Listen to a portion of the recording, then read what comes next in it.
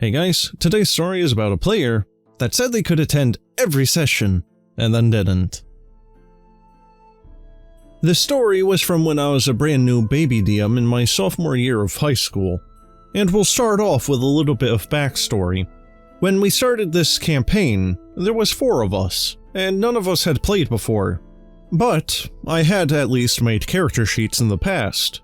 And then, boom, DM time. I was writing this campaign as we progressed through the story, and we only finished half of it, but that isn't the point. We started with a party of 3, a half-elf bard, a human gunslinger, and a half-orc barbarian. We spent a lot of time doing one-shots to make sure that we knew the rules and how to play the characters before starting a campaign. Right before the campaign started, we had a girl who wanted to join the group. No problem. She decided to play an elven rogue. Cool. And her brother had played D&D before, so she made her character sheet at home. I apparently forgot to specify that we had done point buy and not rolling for stats. So she had much higher stats than everyone else. She had also typed and printed everything, not written it down, but I digress. Honestly, I didn't mind too much. It's my fault for not telling them. So I just adjusted some encounters, and the player was super cool about it. Never tried to take the spotlight and was really there for the party when they needed her. I just needed to make a mental note to be super informative when introducing new players. In hindsight, I probably should have helped her make a new character, but at the same time, I felt bad making her restart a brand new character sheet. You know, baby DM things. Cut to a few months later, and we had another person at school who asked to join the group. I talked about it with the group, and they were down for it.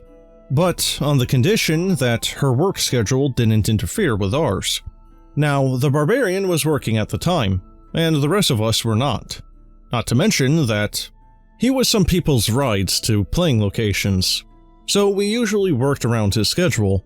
And not only that, but his character was a lot of fun to play with.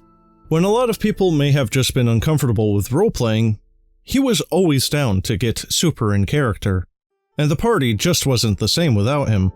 I knew that the prospective player, who will be referred to as Jane, also worked. I asked Jane about how often she worked, and Jane said that she only worked about once or twice a week, and that's how it's going to be for the rest of the summer. Cool. This should work then. I walked her through creating a tiefling druid, briefed her on what her character would know when the characters meet her, added her to the group chat, and started planning the next session, which was to be after school, a week later at a popular coffee shop in town. I made myself extra clear with her how I ran my campaign during the character creation process, and she assured me that scheduling would never be an issue. In the campaign, the adventuring party was leaving a town to get to the next one. The barbarian had adopted a goblin toddler, but when tensions in the previous town grew, a townsman named Bear offered to take the goblin to the next town a day early so that he would be safe. The party made their way down, but halfway to town, they saw signs of a struggle, and upon further investigation, they found Bear's corpse, but no sign of the goblin. This is also how Jane's character was supposed to be introduced. She was Bear's traveling companion, and had seen the fight go down. Out of game, Jane hadn't arrived to the shop, and we had already waited for a while, so I thought I could have dragged the narrative long enough to make time for her, but it was a stretch. We had been texting her to no avail, so I just tried to start distracting the party until she showed up. Jane hadn't told us until we had started setting up that she would be late because of work. But she did finally show up, apologized, and introduced her character. I was a bit irked by this, but hoping that this was just a one-off thing, we continued.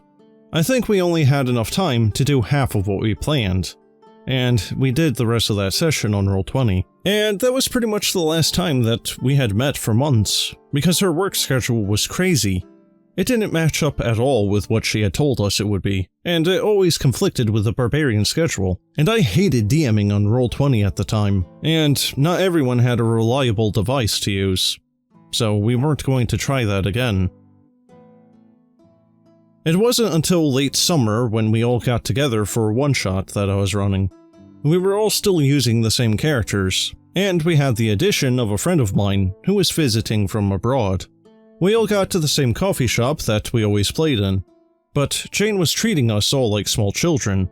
Admittedly, she was the oldest, but only by a year or two.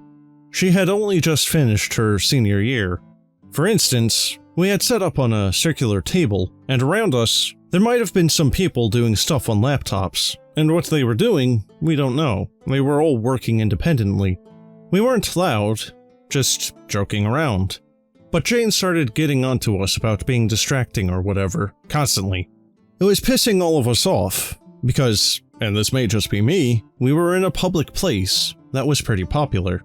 If someone was trying to work in a quiet place, they should be at the library, or at home, not a public coffee shop. But whatever. We tried to tell her this, but she ignored us. Normally, it would be whatever, but there's more. Because we played in a coffee shop, every now and then we would see people that we knew. And on that day, someone that we were all friends with walked by. So we all said, "Hey, how are you?" and so on and so forth. The exchange might have lasted maybe less than 45 seconds. But Jane thought that us talking to our friend was rude and ruining the immersion, and saying how we need to focus. Not even 10 minutes later, she saw a glimpse of one of her friends passing by the window, not even coming in, and jumped up and ran out to meet her, with no warning at all. So how's that for rude, huh? We essentially had a pause, because we were in the middle of combat inside of a giant worm's stomach, and I didn't have permission from her to control her character. She spent probably the next half an hour talking to that friend outside, while we all just kinda sat around. I felt bad for my foreign friend, but we were all able to joke about the situation, and I can't remember if we continued without her or not. But I wouldn't blame past me if we had, as I think we had a time limit. We eventually got through with this one-shot and moved on, but we never played all together again. I don't want to say that she was the reason that the campaign fell through, but her dishonesty with her scheduling made it impossible for us to meet again. Us being newer and not familiar with how to handle an absent party member, it was a bit taboo to not include them, or to kick someone out. So we always try to work around everyone's schedule. While this story may not seem much of a horror story compared to many on this sub, it still sucked that this caused the end of what was supposed to be a long-running campaign. Well guys, if you have someone that's constantly flaking out on your games, then you have a very obvious choice of either kicking them out of the party, or continuing on without them and letting them join in when they have the chance to. Yes, kicking them out or carrying on without them may be unfair to them, but if you don't, then you're being unfair to the rest of your party. If you absolutely need that person as far as a number goes, it's not very hard to find willing participants. And if you're worried about being a jerk and removing them from the party or something, just tell them it's not working out or something. If they take that as an offense or something, then well, they weren't really a good fit to begin with. But in any case, that's the end of the story. Hope you guys enjoyed, and have a good one.